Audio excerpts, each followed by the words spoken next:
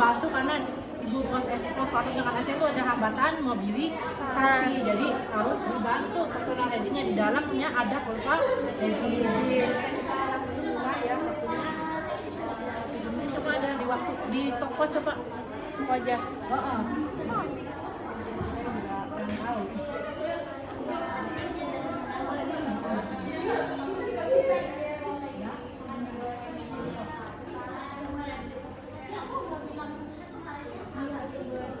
Ya, nyari terus nggak kena ini ya. Kita basahi dulu rambutnya, ya. Kemudian kita beri sampo, ya. Kita beri sampo.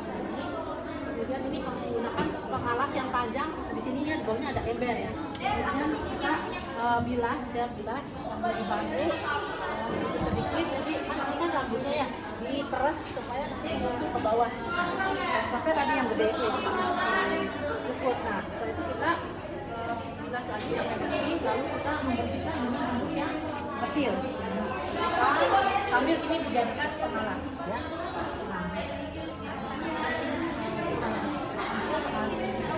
Kemudian kita lakukan pembersihan pada area wajah. Area wajah ini tergantung ya, apakah mau menggunakan sabun mandi atau punya kosmetik sendiri, karena kan sesuai kebutuhan pasien. Kita bersihkan wajah, mata, sisa mata, kemudian hidung, kemudian daun telinga kita bersihkan daun telinganya, kemudian juga menggunakan cotton bud jika ada kotoran. Kemudian setelah dibasahi, kemudian kita berikan sabun, ya, kalau misalkan berkenan menggunakan sabun mandi. Nah, kemudian kita bilas lagi sampai bersih. Kemudian kita aduk lagi sampai rambutnya kecil untuk wajah, ya. Nah, kemudian baru kita ke area leher, kita berikan pengalas kecil di sini. Kemudian kita ambil wasak, basahi, kemudian kita leher dibasahi dulu, kemudian berikan sabun. Ini sambil disambat tangan kirinya ke belakang pundak leher pasien, ya. Ini kita bersihkan. Nah, ini kan ada pengalas kan, ya. Kemudian kita bilas, kemudian kita tambahkan tisu. Nah, tapi sebelum hadirkan ini ada yang lupa ya, ingat ya. Kita basahi, ya. Kita basahi. Nah, area ketiak juga. Nah, ini hati-hati ya. Apabila di sini ada infus, ya. Kemudian kita berikan sabun. Ya. Kemudian kita bilas lagi, ya. Ini dengan air hangat, ya. Bilas lagi. Kemudian kita bersihkan dengan handuk, ya. Ini lakukan yang sama pada lengan satunya. Kemudian area dada ini sudah terbuka karena baju pasiennya, ya. Nah, buka. Nah, ini perutnya karena dia postpartum proses tidak boleh terkena air. Kemudian kita bersihkan area payudara, ya. Basahi dulu. Kemudian kita berikan sabun. Kita sabuni. Kemudian kita bilas. Nah, ketika bilas ada gerakan keluar puting gini, ya. Jadi takutnya ada endapan sabun mengumpul pada puting, karena ini dia harus persiapan menyusui walaupun lengkapnya dengan breast care. Jadi ini memutar ke arah luar. Nih, arah luar. Nah, ini kan sudah bersih. Oke. Setelah itu kita ambil lagi area dada. Nah, kemudian baru kita ke area ekstremitas bawah. Kepala biarin dialasin oleh handuk. Ini masih selimut diganti, pakai selimut basah ditutupi dulu area payudaranya. Kemudian kita ke area ekstremitas, kita basahi area kaki, ya, sampai ke telapak kaki. Lakukan hal yang sama pada telapak kaki satunya, kita beri sabun, ya. Lakukan yang sama pada kaki satunya, kemudian kita bilas kaki, ya. Lakukan hal yang sama pada kaki satunya. Baru kita siapkan pada area genitalia. Kita pasang pengalas dulu. Kita pasang pengalas dulu. Nah, kemudian ini kita lepas dulu. Ada pembalutnya sebelumnya, lepas dulu.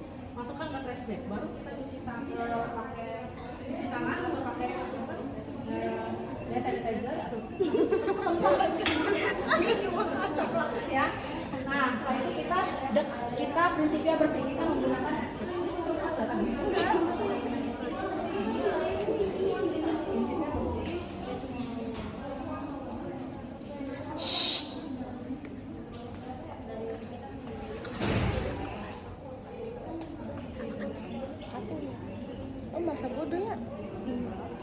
ganggu baik cocotnya.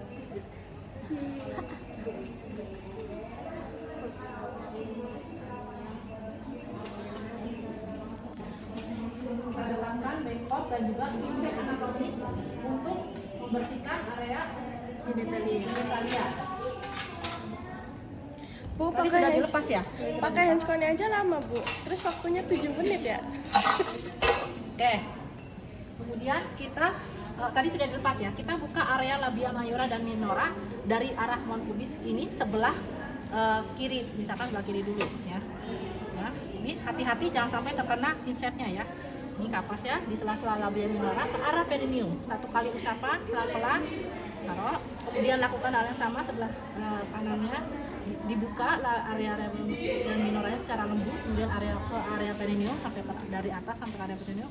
Lakukan hal yang sama ini juga dari tengah ini mengenai klitoris pelan-pelan, lalu juga ada dia kasusnya ada jahitan ya sampai ke perineum. Oke, kotor. Nah, setelah itu baru kita membuka sarung tangan ya, kain handscoon.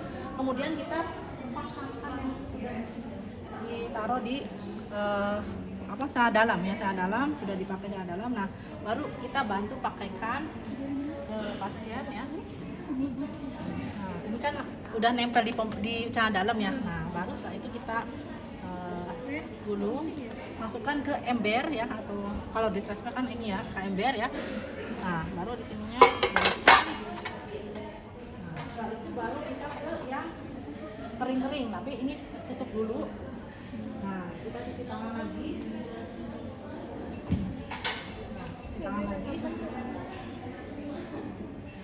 Nah, setelah itu baru kita bantu menggantikan ini selimut. Nah, ini sambil dikeringkan rambutnya ya, dikeringkan rambutnya ya. Kemudian kita buka handuk yang selimut basah yang tadi dipakai menutupi ketika mandi atau personal hygiene dilakukan. Ambil ya, masukkan ke ember ya. Nah, setelah itu baru nih dibantu untuk kegiatan activity daily life yang seperti menyisir ya, kemudian dia mau gosok gigi menggunakan baby oil ataupun kayu putih senyamannya pasien, menggunakan lotion. Nah, udah gitu baru kita membantu memakaikan baju gitu. Nah, sambil bilang ke pasien kalau ini selama luka SC itu tidak boleh karena air ya, baik ya, nanti memang pakai tapi boleh mandi di rumah, tapi ya hati-hati, harus benar-benar perbannya jangan sampai udah 3 hari nggak diganti. Yang itunya enggak SC kan sakit ya, gitu. Jadi yang penting bersih ini aja gitu. Jadi itu ya, jadi memang ini dengan keterbatasan. Berapa menit? 7 menit lebih, Bu. Menit berapa? 7 menit 29. Lebih dari itu. Saya udah cepat itu segitu. Iya, saya merasakan juga ya dari luar negeri aja ya. Gitu.